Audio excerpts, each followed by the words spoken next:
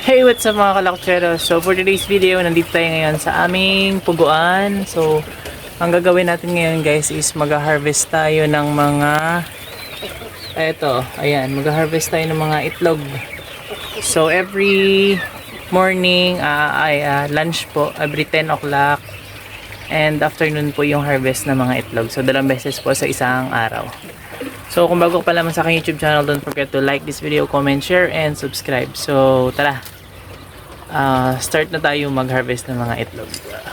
So andito pala yung tray natin. Ayan, ito yung lagayan ng egg. Ito yung na-harvest natin kaninang morning. At ito yung bagong lagayan ng mga itlog. So ito yung mga pugo. Ayan, mga ano pa lang to, maliliit at mga binebenta. So dito naman sa kabilang side ko is yung mga nangingitlog na sila guys.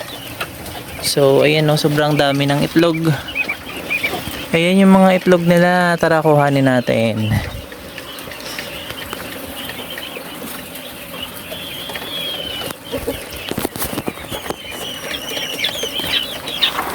So ayan, sobrang dami. Ayan, excuse me. Ito 1, 2, 3, 4, 5, 6, 7, 8, 9, 10. So lampas ng 10 guys.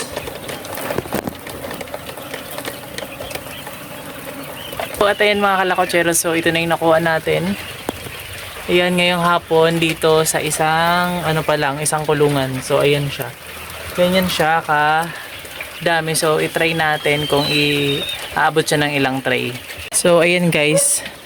Ito yung tray natin ngayon, pupunuin natin. So ito ay nagkakahalaga ng 100 pieces. Try natin kung sa isang kulungan na to kung ilan ang aabutin nila. Yan, so medium lang yung egg ng ating mga pugo ngayong buwan. Kasi dati talaga medyo malalaki din. Kapag bago pa lamang nangingitlog yung mga pugo natin, so sobrang lalaki ng mga itlog nila. So kapag dumatanda naman is medyo maliliit lang. So ayan, meron na tayong 26 na egg. At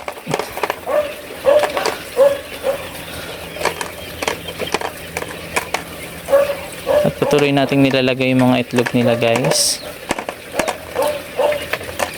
So yung iba napapansin nyo medyo maliliit na. Dahilan nan yung iba ay medyo matatanda na siya. So minsan naman yung mga itlog nila ay meron ng mga damage. Gawa nga ng tinutukaan nila. So ilalagay natin yan sa reject. Diyan na muna natin ilagay sa gilid.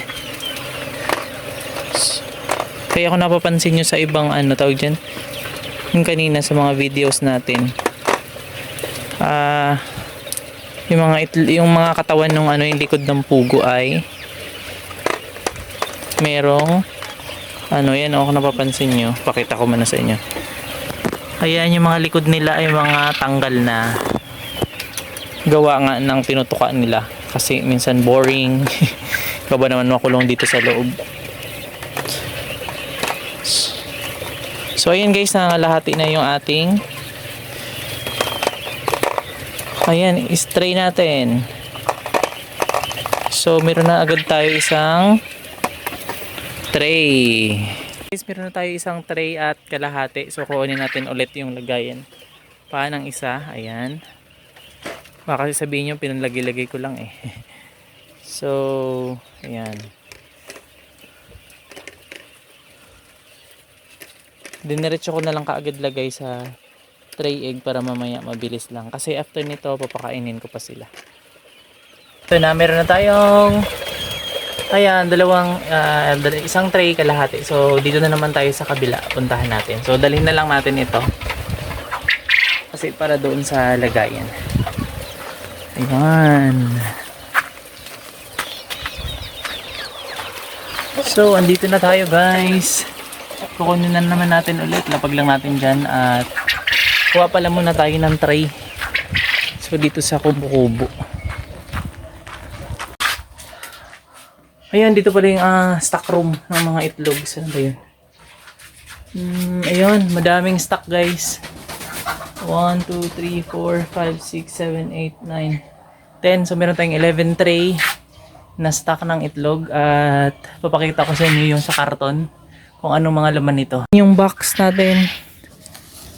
Charan! Ayun, mga itlog po pala ito guys. Mga fresh na itlog siguro kahapon ito. Ayan. At ito. At ito sa kabila. Ayan. So meron pa ditong dalawa. So ito nga palang mga itlog nito is mga turkey. So iba yung ano nan, iba yung mga lahi ng itlog na yan. So kunin na natin to at babalik na tayo doon. So ayan guys, nangunguha pa rin tayo ng mga itlog ng mga ayan, ng mga pugo. So ayan, medyo madami. Yan pa lang sitwasyon dito sa loob. Ayan, kung makikita nyo. Ayan sila. Kukunin natin yung itlog na yan.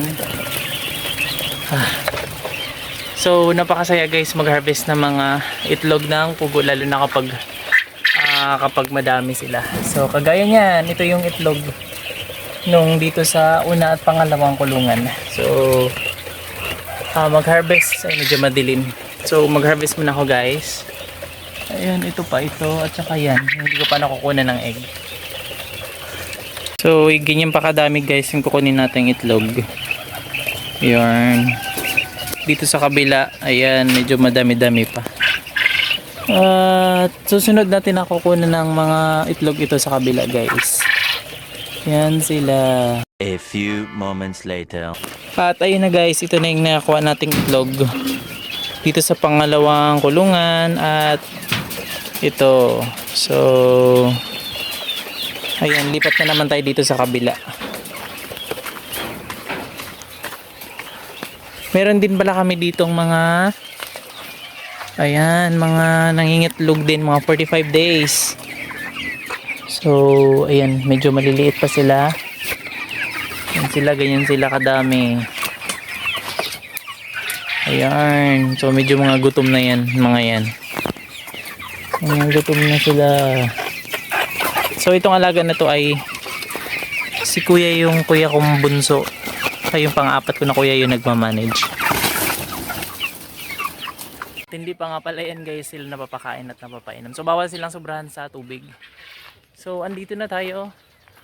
Lipat balik tayo dito sa mga itlogan. Ayan, buksan lang natin. Wow, ang dami nilang itlog guys, kung makikita nyo. Ayan. So kanina, nung pag nagpakain ko sa kanila, ilan pa lang yung mga itlog. Ngayon, sobrang dami na kasi nakakain na sila kaninang tanghali. So tingnan nyo guys ha. Ayan sila, ang eggs. Ayan. Hanggang dito sa dulo. Ang mga itlog. So yan sila yung mga puguan. So last na ito sila nakukunan ng itlog. Yung mga natural lang na egg ng pugo. Kasi yung sa kabila, yung isang kulungan is puro turkey. So kunin ko muna siya guys ha. Yan sila.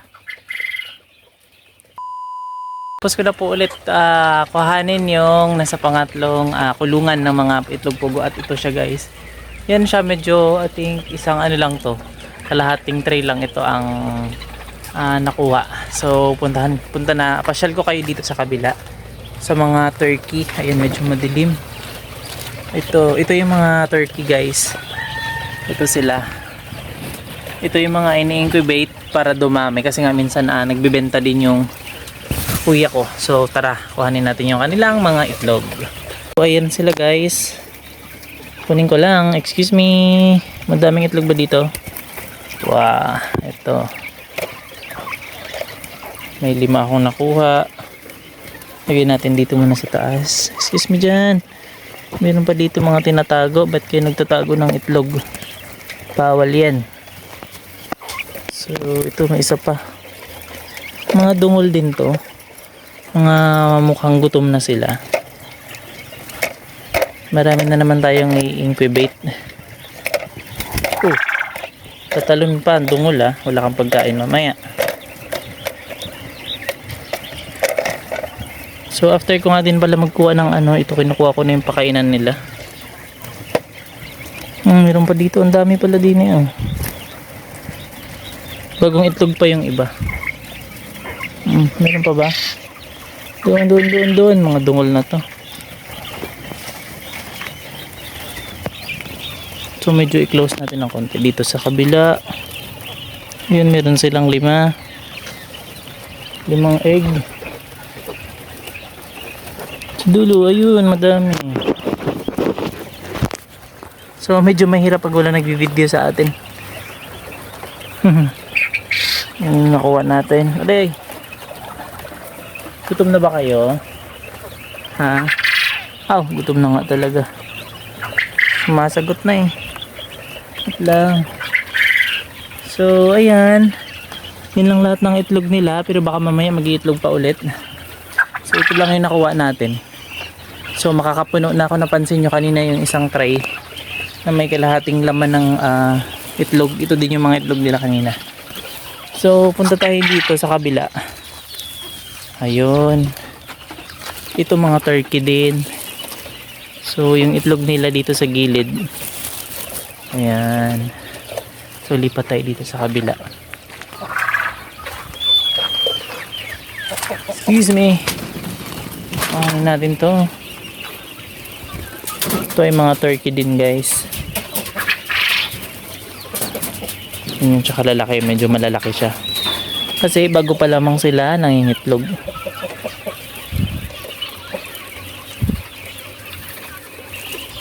So after nito, ilalagay na natin sila ulit sa mga tray para madami na tayong itlog at marami na tayong may bebenta. At ayun guys, tapos na natin kuha yung mga itlog nila. Yun sa kabila. So check natin. So kala ko sa may parang may patay. Kala ko may patay. Ayun, may patay nga. Ito. Excuse me. Ito. Ayun, naipit. Wala ka. Naipit siya. Parang naipit kanina paglagay ng tubig. Kawawa naman. Hindi nakapag guys, labas ng itlog. Hindi siya nakapaglabas ng kawawa na itong pugo na to. Hindi niya nalabas yung itlog niya. Tulungan na lang natin. Ayan. Kawawa naman siya. Namatay pa.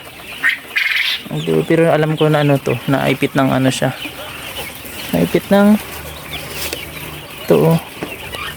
Naipit ng lagayan ng tubig. Loko-loko talaga si Junie. Ayun na nga mga kalakotseros. Tapos na natin makuha lahat ng itlog ng mga pugo. So ilalagay na natin sila ulit sa kanilang mga lagayan. So ayan. Madilim na. So hapon na guys. I think it's already 5 PM na. At ilalagay na natin yung mga ito. Yung sa pinakalas na part ng egg. Ilalagay na natin sila ulit sa tray.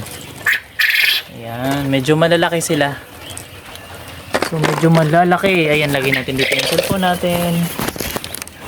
Ayan, sana makita tayo doon sa dulo. So ayan, pangalawang tray na to siya. Dito natin ilalagay yung mga itlog. So tiga-apat-apat lang bawat butas. Ayan. So shoutout nga pala kay Berta Wagsadang at kay Yuri Wang. So nagkita kami naka last week at maligo kami ng dagat. Kung napanood nyo guys, please support our YouTube channel. Huwag niyo po skip yung mga ads natin para makapagsweldo tayo at makatulong din po tayo sa ibang tao. At ayun na nga guys, puno na. Puno na. Shoutout to Kuya Dudoy Villegas. See you soon. Ayan, puno na guys. Kuha naman tayo ulit ng mga lagayan.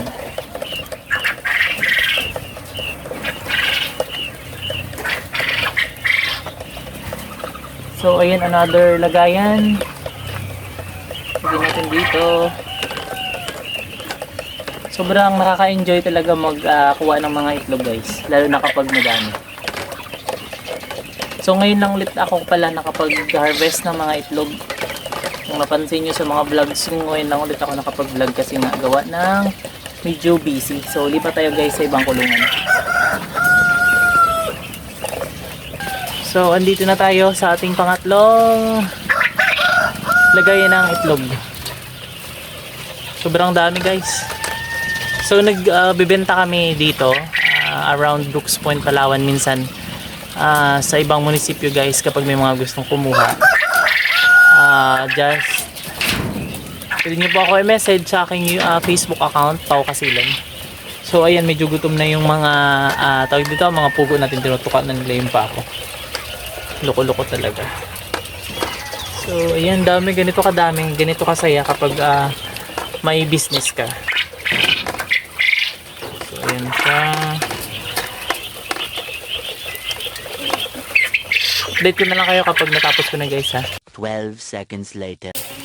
So ayan guys, tapos na tayo mag-harvest. Dito na yung pala yung may-ari ng puguan. Ayan, si kuya. Ilan lahat yung pugo mo dito kuya? Nasa 1,300. 1,300. Yan, kasama. Dito din pala si kuya Nilon. Trabador na reklamador. Saka si kuya Jimry. Ayan, tagawalis. So yung nasa harvest natin ay 4. Yan sa likod natin, 4 kalahati na tray guys. So hanggang dito na lang yung video natin dahil magpapakain na rin tayo. Huwag niyo pong kalimutang i-like ang ating video, mag-comment, share at subscribe. Bye!